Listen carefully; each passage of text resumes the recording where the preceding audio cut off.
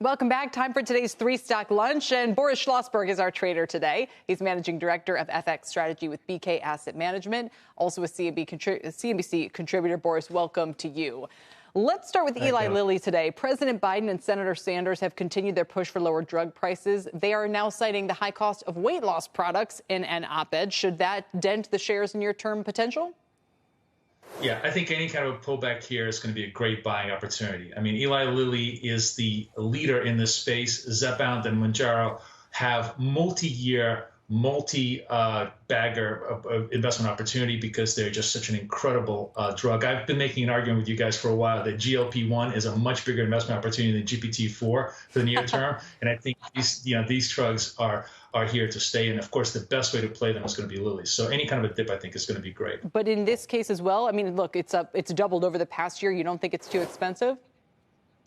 It's too expensive, of course, in the near term. But if you're looking 5 years forward, where they're going to have this massive global scale, remember, obesity is now a global problem, not just a U.S. problem.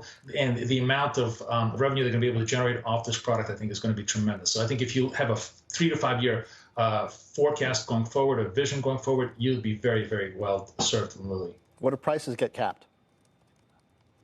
So if prices get capped, ironically enough, I think it may actually expand the market, right? So you have lower prices. Maybe you're gonna have more people willing to take the drug because there's such a huge demand. They can't fill it. From everything I see anecdotally, it's a 3 to 5 to sometimes 6 week wait on the pharmaceutical side to fill the drug. It's just I think a tremendous buying story. And as always with buying stories, you get really big moves on the stock, and they're always underestimating the power of them, I think. Maybe dynamic pricing of GLP-1s. No. Okay, up next, PayPal getting an upgrade from Susquehanna to positive from neutral, citing valuation for the upgrade following the stock's recent decline. So, Boris, what's your trade on PayPal?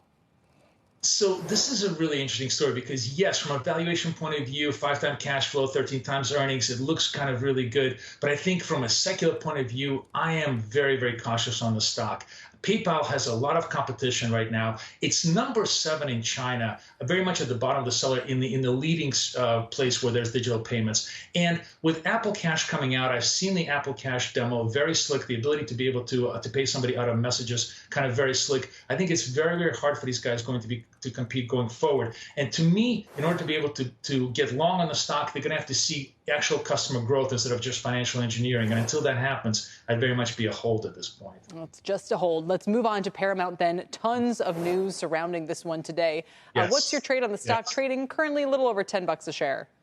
So I think this is a stock that's given every trader and a suitor PTSD over the last couple of years, right? I mean, we just had so much drama and disappointments going back and forth. The problem, Paramount, I think, is a really interesting punt because it clearly has tremendous amount of assets, but at the same time, all sorts of legal problems because of the Redstone family having near universal control or total control over the voting. So at this point, I think the story here that Barry Diller, and IAC may have an interest. If they could come to a deal, that certainly would give it a huge boost. The stock, I think, has a potential to be a $15 takeout stock. So there's a great punt, but at the same time, you have to very much walk in there with your eyes wide open. And if it doesn't work, it could be dead money going forward.